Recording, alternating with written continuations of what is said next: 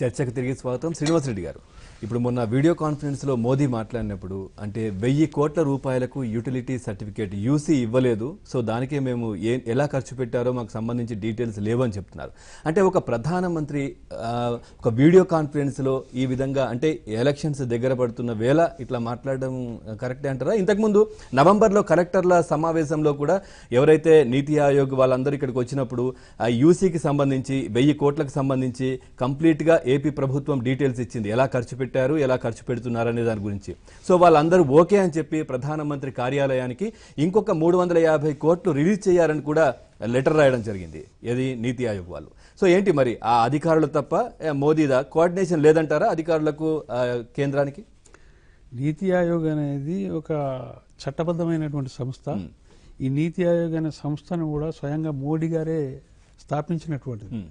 అధికారులే నివేదిక ఇచ్చారు 1000 కోట్లకు సంబంధించి. ప్రణాళికా సంఘాన్ని రద్దు చేసి దాని స్థానంలో నీతి ఆయోగ్ నియమించింది కూడా మోడీ గారే.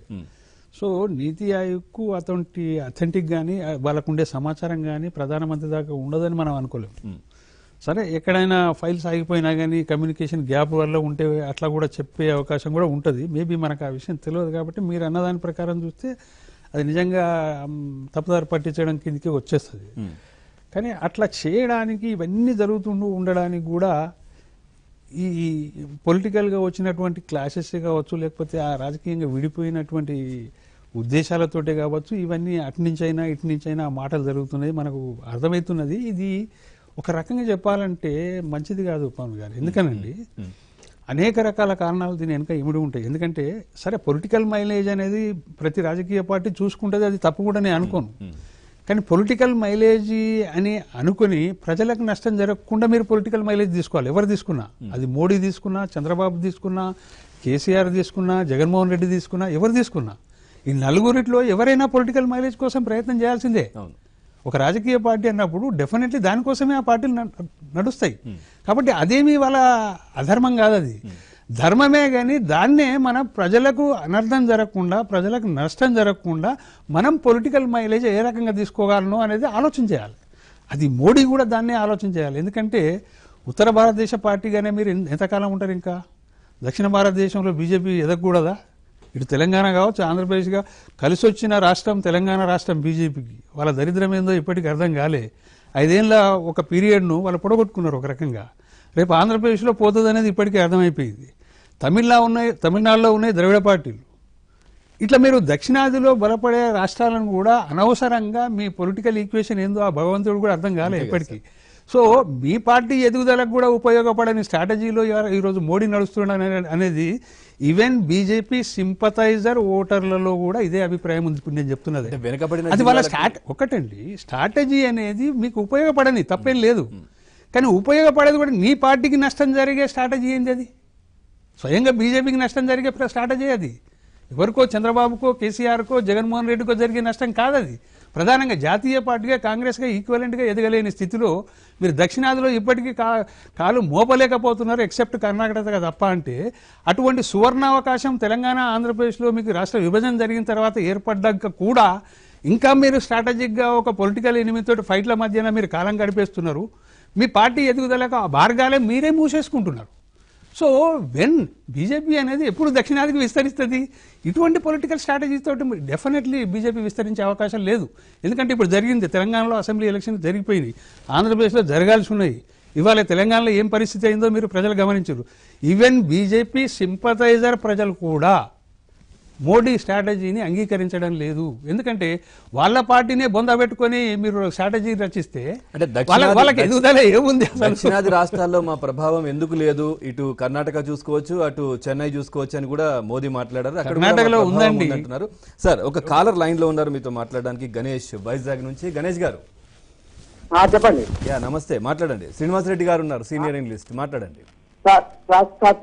నమస్కారం అండి. నమస్కారం సార్, మనకు ఫస్ట్ ఆఫ్ ఆల్ విభజన జరిగినప్పుడు, మన తెలుగు రాష్ట్రాల విభజన జరిగినప్పుడు మన మోడీ గారు ఫస్ట్ లో ప్రత్యేక హోదా ఇస్తామన్నారు. దాంతో పాటు పోలవరం ప్రాజెక్ట్ ని జాతీయం చేస్తూ ఆ పోలవరం ప్రాజెక్టు పనులు సవాటంగా పూర్తి చేస్తామని కూడా చెప్పారు మనకు.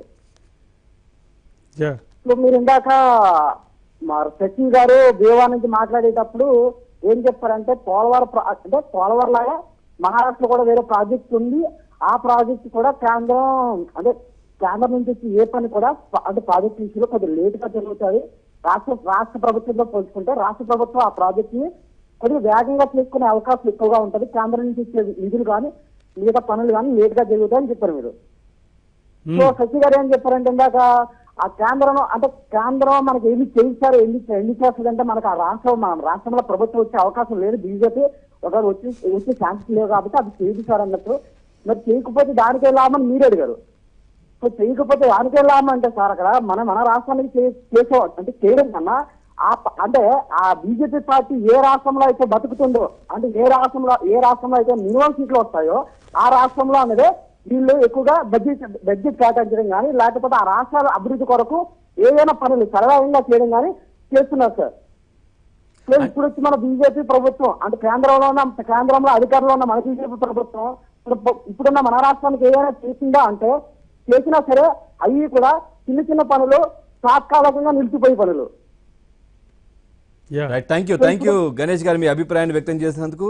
వైవి రావు గారు ఉన్నారండి రాజమండ్రి నుంచి. వైవి రావు గారు సార్ గుడ్ మార్నింగ్ అండి. గుడ్ మార్నింగ్, మాట్లాడండి.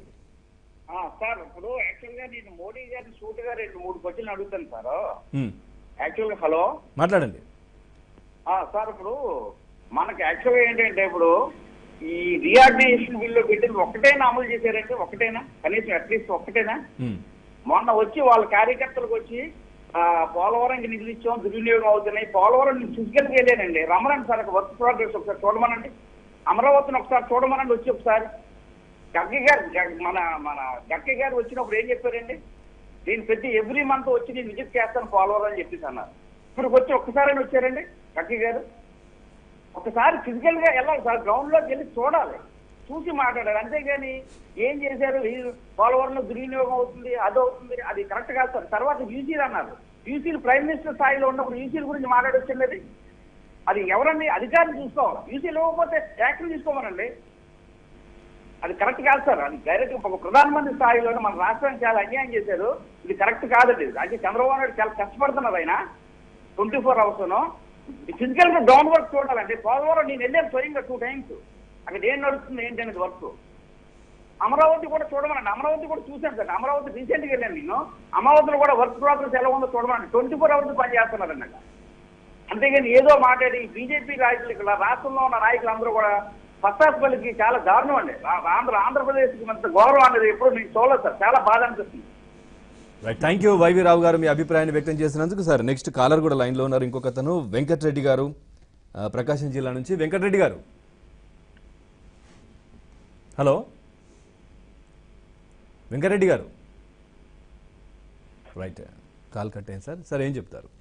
అంటే స్వయంగా ప్రజలు కూడా చెప్తున్నారు మేము వెళ్ళి చూసొచ్చాము, అక్కడ పనులు శరవేగంగా జరుగుతున్నాయి. ఒక ప్రధానమంత్రి లాంటి స్థాయి వ్యక్తి ఈసీల గురించి ఏదైతే యుటిలిటీ సర్టిఫికేట్ యూసీల గురించి మాట్లాడడం కరెక్ట్ కాదు, అధికారులు చూసుకోవాలని చెప్తున్నారు.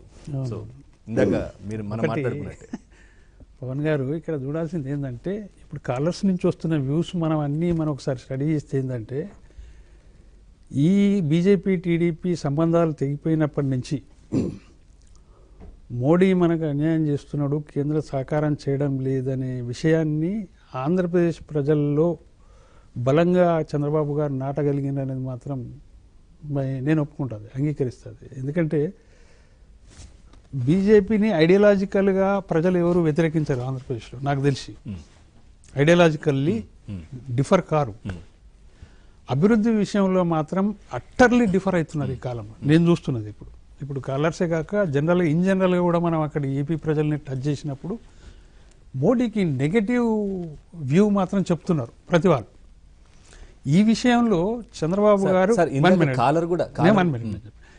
ఈ విషయంలో నేను 100కు 100 చంద్రబాబు గారు క్యాంపెయిన్ ఏదైతే చేసినరో అది 100% సక్సెస్ అయిందని నేను అనుకుంటున్నాను. రిజల్ట్ కూడా మనం ఎలక్షన్స్ జరిగి రిజల్ట్ వచ్చినాడు కూడా మీకు చెప్పగలుగుతున్నాను. ఎందుకంటే అటువంటి అభిప్రాయాన్ని అంత పొలిటికల్గా ప్రజల్లో మైండ్ సెట్ చేయడంలో చంద్రబాబు చాలా సక్సెస్గా విజయం సాధించిన నా అభిప్రాయం. సరే అన్యాయం జరగవచ్చు, కొంత జరగవచ్చు పని, కొంత జరగకపోవచ్చు, అది దట్ ఈస్ డిఫరెంట్. కానీ పొలిటికల్ సంబంధాలు తెగిపోయిన తర్వాత మాత్రం మోడీ తనకు తానే ఒక విలన్గా ఆంధ్రప్రదేశ్ ప్రజలకు తన కామెంట్స్ కావచ్చు, మిగతా విషయాలు కావచ్చు, అతని ప్రవర్తన కూడా ఆ రకంగా ఉంది. ఎందుకు ఉంది అనేది నాకు కూడా అర్థం కాలే. ఎట్లానండి, మీరు పార్లమెంట్లో కూడా మాట్లాడిన సందర్భాన్ని కూడా మనం చూడొచ్చు. విశ్వాస తీర్మానం, అవిశ్వాస తీర్మానం సందర్భంగా సరే ఆయన ఏం చేస్తుండో మాకు తెలియదు, ఈయన మాత్రం సిన్సియర్గా కేసీఆర్ పని చేసుకుంటుండు, ఇక ఆయన ఏం చేస్తుండో మీకు అందరికి తెలుసు. అది ఒక నెగటివ్ అభిప్రాయం చంద్రబాబు మీద తను మాత్రం మాట్లాడిండు. కానీ ఆంధ్రప్రదేశ్ ప్రజలకు అది తీవ్రమైన తప్పుగా కనపడుతుంది. అంటే వాళ్ళు ఎటువంటి ఫీలింగ్కి వస్తారంటే మా ఆంధ్రప్రదేశ్ ప్రజల్ని మోడీ అవమానిస్తున్నాడా అనే అంత ఫీలింగ్కి వెళ్ళిపోతారు. అంటే గోద్రా అల్లర్లకు సంబంధించి అది వేరే చర్చ. అదంతా వద్దండి, అంత దాకా పోవాల్సిన అవసరం లేదు మనకు. అది ఇప్పుడు వరకే మనం చూడాలి ఈ 5 year టర్మ్లో ఏం జరిగింది అనేది. అట్లా రాజకీయాల్లో బోలెడు జరుగుతాయి, అందరూ మర్చిపోతారు, పొలిటికల్ ఈక్వేషన్సే మారిపోతాయి. కాబట్టి దాన్నే అని అనుకోవాల్సిన అవసరం లేదు. ఇక్కడ నిజంగానే మోడీ చేస్తున్న పొరపాట్లు మనకి ఇప్పుడు కనపడుతున్నాయి. ఏంటంటే ఇప్పటిదాకా మీరు చెప్పారు కార్యకర్తలతోటి వాళ్ళు టెలికాన్ఫరెన్స్లో మాట్లాడినని, అవన్నీ ఒక నిజంగానే ఒక ప్రైమ్ మినిస్టర్ స్థాయిలో కనపడవు. సరే విమర్శ, రాజకీయ విమర్శ ఉండాల్సిందే, నీ పార్టీ ఎదగాల్సింది, తప్పేం లేదు. కన్స్ట్రక్టివ్గా ఉండాలి. కన్స్ట్రక్టివ్ ఉండి నువ్వు చంద్రబాబును దోషిగా చూపించే లైన్ ఉండాలి. ఆ లైన్ ఏం లేకుండా మనం ఒక విలనిజంలో, ఇప్పుడు 2 రాష్ట్రాలు విడిపోయినాయండి, నువ్వు తెలంగాణని హీరోగా చూపెట్టి ఏపీని విలన్గా చూపెట్టి ఎట్లా కనపడుతుంది? అటువంటి కామెంట్లు ప్రధానమంత్రి నోటితో రావద్దు. లోకల్గా నీకు లోకల్ లీడర్లు మాట్లాడుకున్నంటే అది వేరు. కానీ ప్రధానమంత్రి స్థాయిలో ఉన్న వ్యక్తి అట్లా మాట్లాడడం వల్ల ఏమవుతుంది అక్కడ అంటే ఆంధ్రప్రదేశ్లో పొలిటికల్గా చంద్రబాబుకే మైలేజ్ వస్తున్నది. ఎందుకు వస్తుందో కూడా నేను చెప్పగలుగుతుంది. ఇప్పటిదాకా మనకు తెలంగాణలో చంద్రబాబు వచ్చి ప్రచారం చేస్తే కేసీఆర్కి ఎట్లా మైలేజ్ వచ్చిందో, ఇవాళ మోడీ మాటలతోటి కావచ్చు, ఇంకోరు మాటలతోటి కావచ్చు, అక్కడ చంద్రబాబు కూడా పొలిటికల్ మైలేజ్ డెఫినెట్లీ వస్తుంది. Why not? అంటే నాకు ఆన్ ది హోల్గా అర్థమవుతున్న విషయం ఏంటంటే ఇటు కేసీఆర్ అయినా, అటు నరేంద్ర మోడీ అయినా, ఇంకొకరు జగన్మోహన్ రెడ్డి అయినా కానీ తెలంగాణకు సంబంధించి వీళ్ళందరూ కలిసి వీళ్ళ నెగటివ్ క్యాంపెయిన్ మళ్ళీ చంద్రబాబును హీరోని చేసి మళ్ళీ కూర్చులో కూర్చుండేటువంటి పొలిటికల్ అవకాశాలు ఇవాళ చంద్రబాబు చాలా 100కు 100 పెరిగిపోయినాయి. నేను కాదని చెప్పలేను. చాలామంది భ్రమల్లో ఏమన్నారంటే ఎప్పుడే కానీ కన్స్ట్రక్టివ్నెస్ ఎప్పుడైతే దెబ్బతింటదో అప్పుడు డెఫినెట్లీ అవతల వాడు గెలుస్తాడు, కానీ విమర్శ చేసిన వాడు ఎప్పుడు గెలవడు. అది మనకు తెలంగాణ, వినండి పవన్ గారు, అది మనకు తెలంగాణ అసెంబ్లీ ఎన్నికల్లో కూడా కనపడ్డది. రేపు ఆంధ్రప్రదేశ్ ఎన్నికల్లో కూడా అదే కనపడుతుంది. ఇక్కడ భయపడాల్సిన అవసరం లేదు. కాకపోతే చంద్రబాబు మీద ఉన్న విశ్వాసం, నమ్మకం ఆంధ్రప్రదేశ్ ప్రజల్లో ఇప్పటిదాకా మొదలు 2014లో అతన్ని గెలిపించడానికి ఏవైతే కారణాలు ఉండేనో, అంటే అనుభవజ్ఞుడు, రాజకీయ అనుభవజ్ఞుడు, పరిపాలనా అనుభవజ్ఞుడు, పరిపాలనా దక్షుడు, క్యాపిటల్ సిటీని కట్టగలుగుతాడు, పోలవరం నిర్మించగలుగుతాడు అని ఒక విశ్వాసం, అతనికి ఉన్నటువంటి పొలిటికల్ ఎక్స్పీరియన్స్ దృష్టిలో పెట్టుకొని అట్లా ఎన్నుకున్నారు. అదే సీన్ మళ్ళీ 2019లో కూడా రిపీట్ అవుతుంది అనేది నా అనుమానం. ఆ రిపీట్ని ఎవరు చేస్తున్నారు అంటే నరేంద్ర మోడీ చేస్తున్నాడు, జగన్మోహన్ రెడ్డి చేస్తున్నాడు నేను అనుకుంటున్నా. Why not? అంటే రాజకీయాల్లో ఒక్కొక్కసారి 1+1 కూడా అవుతుంటుంది. అంటే మనం వేసుకున్న ఈక్వేషన్, మనకు వేసుకున్న స్ట్రాటజీలు తిరగబడుతుంటాయి ఒకసారి. ఇప్పుడు ఈ మోడీది కానీ ఇంకోటిది కానీ తిరగబడి చంద్రబాబుకి లాభమయ్యే అవకాశాలు. అంటే నాకు అనుమానం ఏముందంటే మోడీ కావాలనే చంద్రబాబును మళ్ళీ గెలిపిస్తున్నాడా అనే అనుమానం కూడా నాకు ఉంది. ఎందుకంటే ఒక ప్రధానమంత్రి స్థాయిలో ఉన్న వ్యక్తి తెలంగాణకు చంద్రబాబు వ్యతిరేకి, చంద్రబాబు తెలంగాణ మీద ఆడిపోసుకుంటాడు చంద్రబాబు అనేటు కామెంటు, సిల్లీ గల్లీ లీడర్ చేసేటువంటి కామెంట్ ఒక దేశ ప్రధానమంత్రి చేస్తుండంటే చంద్రబాబును గెలిపించడానికి చేస్తున్నాడా, ఓడించడానికి గెలుస్తున్నాడా ఎవరికి అర్థం కాని విషయం. సో పొలిటికల్ ఈక్వేషన్స్ అన్ని చాలా బ్లండర్గా, చాలా కావాలని మూర్ఖంగా అటువంటి సీన్లు ఇవాళ కనపడుతున్నాయి. నేను అందుకనే చెప్పినా, నేను దక్షిణాదిలో బీజేపీ బలపడే అవకాశాలను మళ్ళీ 20 ఏళ్ళ వెనక్కి చేసుకున్నాడు ఎవరు అని అంటే నరేంద్ర మోడీ, చంద్రబాబు కాదు పాపం. ఆయన ప్రభుత్వాన్ని నడుపుకుంటున్నాడు, ఆయన కావాల్సిన హామీలను అడుగుతున్నాడు. నువ్వు ఇస్తున్నావా లేదా అనేది ప్రజలకు హామీ ఇవ్వాలి తప్ప పార్టీ క్యాడర్కి ఇస్తే ఏం సరిపోతుంది? పార్టీ క్యాడర్కి ఇస్తే వాళ్ళు ఏం చేస్తారు? వాళ్ళు కూడా నిన్ను అడగలేని పరిస్థితిలో ఉన్నారు. ఇలా నువ్వు ఆంధ్రప్రదేశ్లో ఏ జనాన్ని టచ్ చేసినా రాజకీయ పార్టీలు అవసరం లేదు. ఇక్కడ పొలిటికల్ సెన్స్లో Narendra Modi is going to villain. So పొలిటికల్గా గెయిన్ అయ్యేది ఎవరికి? చంద్రబాబుకే కదా. ఆ పని ఎవరు చేస్తున్నారు? నరేంద్ర మోడీ చేస్తున్నాడు. ఎందుకు చేస్తున్నాడు అనేది మనకు అంతుపట్టదు. ఇప్పటిదాకా ఈ పొలిటికల్ ఈక్వేషన్ జగన్మోహన్ రెడ్డికి అర్థమైందా లేదా మనకు కూడా తెలియదు. అది ఇప్పుడు ఇంకొకటి ఏంటంటే ఆంధ్రప్రదేశ్లో పొలిటికల్ ఈక్వేషన్స్ చాలా శరవేగంగా మారే అవకాశాలు కూడా కనపడుతున్నాయి. ఈ మధ్యన ఈ ముగ్గురు గురించి మాట్లాడారు, కేసీఆర్ గురించి, జగన్ గురించి, చంద్రబాబు గురించి. అట్లాగే కేసీఆర్, జగన్ అంటే వీళ్ళ కూటమి వల్ల చంద్రబాబు గెలిచే అవకాశం ఉందంటున్నారు. సో ఏదైతే కేసీఆర్ రిటర్న్ గిఫ్ట్ చంద్రబాబుకి ఇస్తా అన్నారు, కానీ ఆ రిటర్న్ గిఫ్ట్ ఇప్పుడు జగన్ కి ఇచ్చారు వాచ్ రూపంలో. దాని గురించి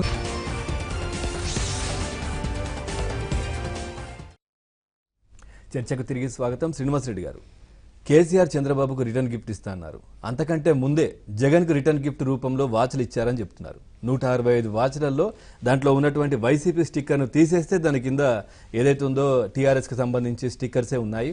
సో ఇక్కడ మిగిలిపోయినవన్నీ అక్కడికి గిఫ్ట్ రూపంలో పంపించారనే కామెంట్స్ కూడా సోషల్ మీడియాలో 2-3 రోజులుగా జోరుగా ప్రచారం సాగుతోంది. ఏం చెప్తారు? రిటర్న్ గిఫ్ట్ అంటే ఇప్పుడు క్లాక్ మ్యానుఫ్యాక్చరింగ్ కంపెనీ ఏదైతే ఉంటుందో వాళ్ళు టీఆర్ఎస్ కోసం తయారు చేసినట్టున్నారు. ఇంకో పార్టీ నుంచి ఆర్డర్ వచ్చినప్పుడు దాని మీద ఇంకో పార్టీ అతికేసి ఉండొచ్చు. అట్లా లాజికల్గా జరిగింది, కానీ వాంటెడ్లీ అట్లా జరుపుకునేంత రాజకీయ మూర్ఖత్వం అటు జగన్ పార్టీకో ఇంకో పార్టీకో ఉంటుందని నేను అనుకోను. That is wrong. సో లాజికల్గా ఈ రెండే కలిసాయంటారు. ఏ రెండు కలిసాయి? ఇటు టీఆర్ఎస్ అటు జగన్.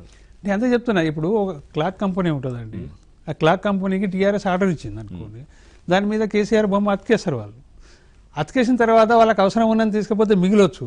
మిగిలినప్పుడు ఇంకో పార్టీ ఆర్డర్ ఇచ్చింది అనుకోండి, దాని మీద ఆ పార్టీ స్టిక్కర్ అంటేస్తారు. అంతే, అది లాజికే తప్ప ఇది వాంటెడ్లీ కావాలని అట్లా అంత పొలిటికల్ మూర్ఖత్వంగా ఏ పార్టీ కూడా అనుసరించదని నేను అనుకుంటున్నా. సరే, ఎనీహావ్ అది పెద్ద సమస్య కాదు, దాని వెనక ఏదో రాజకీయ రహస్యం ఉందని అనుకోవాల్సిన అవసరం కూడా ఏం లేదు. కాకపోతే ఇక్కడ జగన్ వర్షన్ ఏంది అనేది మీకు ఇద్దరికి మైత్రి బాగానే ఉంది, మరి బహిరంగంగా బయటకు వచ్చి నేను సపోర్ట్ చేస్తాను, నేను సపోర్ట్ తీసుకుంటున్నాను అని ఇద్దరు మాట్లాడొచ్చు కదా. కేసీఆర్ అయితే సపోర్ట్ చేస్తానంటున్నారు అక్కడ, కానీ జగన్ కూడా బయటకు వచ్చి చెప్పొచ్చు కదా నేను రిసీవ్ చేసుకుంటాను. పవన్ గారు ఇక్కడ చూడాల్సింది ఏంటంటే, మనం జగన్ పార్టీని కానీ అంటే వైఎస్ఆర్సీపీని కానీ తెలుగుదేశాన్ని కానీ ఆంధ్రప్రదేశ్ సంబంధించిన ప్రధాన పక్షాలు అది అంతే తప్ప ఆ రెండు పార్టీల పాత్ర ఇక్కడ తెలంగాణలో ఏమీ ఉండదు. అది చంద్రబాబుకు తెలుసు, జగన్మోహన్ రెడ్డికి తెలుసు, ఇద్దరికి తెలుసు. ఇక్కడ వచ్చి ఆయన టీఆర్ఎస్ తోటి అలైన్ చేయాల్సిన అవసరం ఏమొచ్చింది? రాదు కదా. అంతవరకే చూసుకోగలుగుతాడు. కాకపోతే ఇక్కడ ఏంటంటే జగన్మోహన్ రెడ్డి విషయంలో మనం చూడాల్సింది ఏంటంటే, చంద్రబాబు అవసరం లేని రాష్ట్రానికి వచ్చి పోటీ చేసిండు, అది వాస్తవం. ఒక రకంగా పరోక్షంగా కేసీఆర్ని గెలిపించగలిగిండు చంద్రబాబు అని కూడా చెప్పుకోవచ్చు మనం. చంద్రబాబు ఆ రకంగా రావడాన్ని జగన్మోహన్ రెడ్డి ఏం చేయాలంటే, ఆయన రాష్ట్రం వరకే ఆయనకు రాజకీయ ప్రత్యర్థి ఎవరు అంటే చంద్రబాబు. తెలంగాణ వర్షన్కి వచ్చే వరకల్లా జగన్మోహన్ రెడ్డి పాత్ర ఏమీ లేదు, చంద్రబాబు పాత్ర ఏం లేదు. కానీ జగన్మోహన్ రెడ్డి ఏమనుకుంటుండంటే, మోహన్ గారు వినండి, జగన్మోహన్ రెడ్డి గారు ఏమనుకుంటుండంటే, నాకు ఆ రాష్ట్రానికి సంబంధించిన ప్రత్యర్థి ఈడుకొచ్చిండు, ఈయనకు వ్యతిరేకంగా ఎవరు ఉంటే నేను వాళ్ళకు అనుకూలంగా నా పత్రిక నా టీవీ పనిచేస్తాయి అనుకుంటే మూర్ఖత్వం అని నేను చెప్తున్నా. అట్లా పనిచేయడం వల్లనే అతనికి అక్కడ విలన్ అవుతుండు జగన్మోహన్ రెడ్డి. ఇక్కడేదో తెలంగాణకి ఇన్ ఫేవర్గా ఫర్గా అయిన రాజకీయ ధోరణి అంతర్గతంగా కనపడుతుంటది అక్కడ ప్రజలకు. అంటే చూసాం టీఆర్ఎస్ గెలిచిన తర్వాత సంబరాలు చేసుకోవడం, పాలాభిషేకాలు చేయడం వైసీపీ శ్రేణులు, అదే కదా. సార్ మీతో మాట్లాడడానికి పార్థసారథి పశ్చిమ గోదావరి జిల్లా నుంచి లైన్ లో ఉన్నారు. పార్థసారథి గారు, హలో సార్. యా మాట్లాడండి. శ్రీనివాస్ రెడ్డి గారు నమస్తే సార్. నమస్తే సార్. నమస్తే. వీళ్ళు మాట్లాడుతున్నారంటే అండి, ఇప్పుడు మాది ఎక్కడో పల్లెటూరు అండి, అందరిది పల్లెటూరే. ఇప్పుడు ప్రధానమంత్రి అనే వ్యక్తి అంత దిగజారి మాట్లాడుతున్నాడంటే ఎవరికి అర్థం అవుతలేదు అనుకుంటున్నారండి వీళ్ళు. ఈ రోజుని చెప్పాలంటే చంద్రబాబు నాయుడు గారు చాలా కష్టపడుతున్నారండి మన రాష్ట్రం గురించి, మన ఆంధ్ర రాష్ట్రం గురించి. ఒక పక్కన జగన్ మాట్లాడుతూ ఉంటాడు, ఒక పక్కన మోడీ అని, ఒక పక్కన జీవీఎల్లో సోమవీర్రాజు. వీళ్ళు ఏంటండి, వీళ్ళ వార్డు మెంబర్ల కన్నా సరిపోతారండి వీళ్ళు మాట్లాడతారు. వీళ్ళకంతా ఈ తెలుగుదేశానికంతా ఇది లేదంట, వాళ్ళకంతా మంచి పునాది ఉన్నదని వాళ్ళకి చెప్తున్నారు. వీళ్ళందరూ ఏంటంటే ఆ మోడీకి గులాములు అయిపోయి ఆయన ఏది చెప్తే అది చేస్తున్నారు వీళ్ళు. ఒక పక్కన కేసీఆర్. థ్యాంక్ యూ అండి మీ అభిప్రాయాన్ని వ్యక్తం చేసినందుకు. నెక్స్ట్ కాలర్ ఉన్నారు సార్, శ్రీనివాసరావు గారు. నమస్తే అండి. నమస్తే అండి, మాట్లాడండి సార్. ఇప్పుడు మనకి ఎన్ని అవసరం సార్, చంద్రబాబు నాయుడు గారు కష్టపడుతున్నారు సార్. ఆ కేసీఆర్ గోళ అవన్నీ మనకు అవసరం లేదు సార్. చక్కగా కష్టపడుతున్నారు, చక్కగా ఆలోచనలు ఉన్నాయి, చక్కగా ఉపయోగం ఉంది. మనం డెవలప్మెంట్ ఉన్న ఏరియా డెవలప్మెంట్ అవుతున్నాము. మళ్ళీ ఇప్పుడు మధ్యలో మనకి కాకలు అవసరం లేదు సార్. ఆ వాచ్లు గోళ అవన్నీ అవసరం లేదు సార్. చక్కగా ఉన్న దాన్ని మనం తీసుకొచ్చి మళ్ళీ ఆ కేసీఆర్ తీసుకొచ్చేసి ఇక్కడ మనం కూర్చొని తెచ్చించుకోవడం వల్ల ఆ కేసీఆర్ గురించి మనకు అవసరం లేదు సార్. మనం తెచ్చించుకోవడం వల్ల ఉపయోగం లేదు సార్. ఇంకా మనం ఏం చేయాలి, రాష్ట్రం ఏం చేస్తే ఉపయోగపడుతుంది అనేది ఆలోచించుకోవడం ఉపయోగం. కానీ అదంతా పెట్టేసి మరిగింది సార్. ఆ వాచ్లు గోళ, స్టిక్కర్ల గోళ. ఇప్పుడు మనం కష్టాల్లో ఉన్నాము, మన ఇబ్బందుల్లో ఉన్నాము. ఇబ్బందుల నుంచి బయటపడడానికి ఏమన్నా ఇప్పుడు మీరు కూడా కూర్చున్న వాళ్ళందరూ కూడా తెలుగు వాళ్ళు కూడా దయచేసి అసలు మనం ఏం మైనస్ లో ఉన్నాము, అసలు మనం ఏం జరిగితే ఉపయోగం ఉంటుంది, అది ఏం చేస్తే మనం ఉపయోగపడితే మనం చేయాలి అనేది ఆలోచించండి సార్ దయచేసి. ఈ వాచీలు స్టిక్కర్లు కేసీఆర్ మనకి ఎందుకు సార్? వాడు వస్తున్నారు దర్శనం చేస్తారా ఎందుకు సార్? అంటే వాళ్ళే తీసుకొస్తున్నారు, మేమేం రమ్మనట్లేదు, వాళ్ళే కావాలని మధ్యలోకి వచ్చి ఇట్లాంటి కామెంట్స్ చేయడం ఇవన్నీ చేస్తున్నారు. మేము అభివృద్ధి చేసుకోవడానికే ముందుకెళ్తున్నాం కానీ మా కాలు పట్టుకొని వెనక్కి లాగే ప్రయత్నం చేస్తున్నారు కేంద్రం కానీ ఇటు రాష్ట్రంలో ఉన్న ప్రతిపక్షం కానీ అని చెప్పేసి టీడీపీ వాళ్ళు కూడా మాట్లాడడం జరుగుతుంది. సార్ సోమేశ్వరరావు గారు నెక్స్ట్ కాలర్ కూడా లైన్ లో ఉన్నారు. సోమేశ్వరరావు గారు మాట్లాడండి. సార్ నమస్కారం అండి. నమస్తే, మాట్లాడండి. నమస్తే సార్. నమస్తే. ఇది మోదీ గారు ప్రైమ్ మినిస్టర్ అంటున్నారు కానీ అందరు ప్రైమ్ మినిస్టర్ వేరండి. మోదీ గారు అంటే ఒక రోబో ప్రైమ్ మినిస్టర్ అండి. వాటికి ప్రోగ్రామ్ ఎవరిస్తున్నారు? దానికి ఏదో ప్రోగ్రామ్ పెడితే ఆ ప్రోగ్రామ్ పాడుతుంది అది. ఓకే, అంతే తప్ప ఆ మోదీ గారు సొంతంగా మాట్లాడడానికి ఎవరు ఏ ప్రశ్న అడిగితే పార్లమెంట్ లో సమాధానం చెప్పకపోతే ఒక ప్రధానమంత్రి అడిగిన ప్రశ్నకి మరి రోబో అనకపోతే ఏమని చెప్పమంటారండి? లేకపోతే అతనికి వినబడదేమో, అది కూడా చెప్పలేము. చాలా దారుణంగా ఉందండి ఇది. ప్రధానమంత్రి దేశం మొత్తం వాజ్పేయి 5 సంవత్సరాలు పరిపాలించారు. ఆయనతో ఎటువంటి విభేదాలు, అది కాంగ్రెస్ ఉంది, ఎంత విభేదాలు, ఎంత దరిద్రమైనటువంటి విభేదాలు లేవు. అప్పుడు వాళ్ళు కూడా ఏదో రాజకీయ ఖర్చు చేసినా అది బయటికి తెలియనివ్వలేదు. ఏదండి డిమానిటైజేషన్ అన్నారు. డిమానిటైజేషన్ అయితే నక్సలైట్ మీరు ఉండరు, ఉద్యమకారులు ఎవరు అక్కడ ఉండరు, ఎవరు కూడా ఉగ్రవాదులు మనసు పట్టరు, ఏదీ లేదు. మీకు డిమాండ్ 10 రోజులు అయ్యేసరికి నక్సలైట్ దగ్గర కావాల్సినంత 2000 నోట్లు ఉన్నాయి. థ్యాంక్ యూ సోమేశ్వర్ గారు, మీ అభిప్రాయాన్ని వ్యక్తం చేసినందుకు. సార్ ఏం చెప్తారు చివరిగా? ఒకటి ఏంటంటే పొలిటికల్గా ఆంధ్రప్రదేశ్ ప్రజలు బాగా ఎడ్యుకేట్ అయ్యింది ఈ 4.5 yearsలో అనేది మీ కాలర్స్ ద్వారా బాగా అర్థమవుతుంది మనకు. అంటే చంద్రబాబు చేసుకోగలిగినటువంటి క్యాంపెయిన్ ఏదైతే పల్లెల్లో ఉన్నటువంటి వాళ్ళు కూడా క్లియర్ గా అబ్జర్వ్ చేస్తున్నారు జాతీయ రాజకీయాలు, ప్రాంతీయ రాజకీయాలు, వీటన్నిటికి సంబంధించి. సరే 2 వెర్షన్లు ఉండొచ్చు, జగన్మోహన్ రెడ్డిది ఉండొచ్చు, చంద్రబాబుది ఉండొచ్చు, ఎవరిదైనా ఉండొచ్చు. కానీ బాగా ఈ విషయాలను చంద్రబాబు గారు బాగా ప్రజలకు ఎడ్యుకేట్ చేయగలిగిన అనేది మాత్రం నాకు ఖచ్చితమైన అభిప్రాయం ఉంది ఇప్పటికీ. ఇక్కడ ఏంటంటే అక్కడ ప్రధాన ప్రతిపక్షం తను చేయాల్సిన పాత్ర, తన రాష్ట్రంలో పాత్రతో పాటు పక్క రాష్ట్రంలో చంద్రబాబు ఏదో కొత్తగా డైరెక్ట్గా పోటీ చేసి ఒక పాత్ర పోషిస్తుండు అనేది మనకు తెలిసిన. సరే దాని రిజల్ట్ వచ్చేసింది, మనకు అర్థమైపోయింది.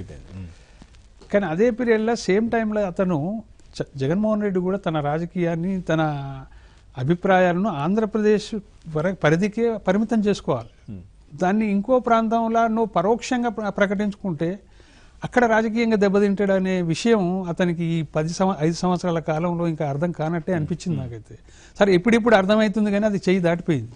ఇప్పుడు చంద్రబాబు ఎంత ఎక్స్పోజ్ చేయగలగాలనో జగన్మోహన్ రెడ్డి ఎటువైపు, మన వైపా, అటువైపా, ఇటువైపా అనేటువంటి పొలిటికల్ ధోరణిని చంద్రబాబు ఏదైతే చూపెడుతుందో అది డెఫినెట్లీ ఆంధ్రప్రదేశ్ ప్రజల్లో బాగా ఎడ్యుకేట్ అయింది. వాళ్ళకి అర్థమైంది విషయం ఏంది అంటే ఎవడు మనవాడు, ఎవడు మనవాడు కాదు, మనవాడే ఇక్కడ ఉండి ఇంకో పాట పాడడం ఏంది. చంద్రబాబు నీకు ఆంధ్రప్రదేశ్లో ప్రత్యర్థి తప్ప తెలంగాణలో ప్రత్యర్థి కాదు కదా అనేటువంటి common sense, political common sense Jaganmohan Reddy దెబ్బతినడం వల్లనే ఇప్పుడు మరోసారి దెబ్బతింటాడు అనే భయం కూడా కొంత ఉన్నది. సో అటువంటి అంటే రాజకీయాలు చాలా సెన్సిటివ్గా ఎట్లుంటాయంటే కొంచెం ఏమాత్రం వెంట్రుక వాసి తేడా వచ్చినా కానీ అర్థాలు కూడా మారిపోతుంటాయి, ప్రజల్లో అభిప్రాయాలు కూడా మారిపోతుంటాయి అంతే వేగంగా. అటువంటి దశకు మన జగన్మోహన్ రెడ్డి ఈ రెండోసారి కూడా అదే ఫేస్ చేయబోతున్నాడా అనే అనుమానం మాత్రం ఖచ్చితంగా ఉంది. ఆయన ఇప్పటికి కూడా పొలిటికల్ స్టాండ్ మార్చుకొని ఏం చేయాలి మన పవన్ గారు, ఆంధ్రప్రదేశ్ సంబంధించి ఏ ప్రయోజనం గురించి నువ్వు ఫైట్ చేసినా, చంద్రబాబు ఫైట్ చేసినా ఆంధ్రప్రదేశ్ ప్రజల ప్రయోజనం కోసం ఉండాలి.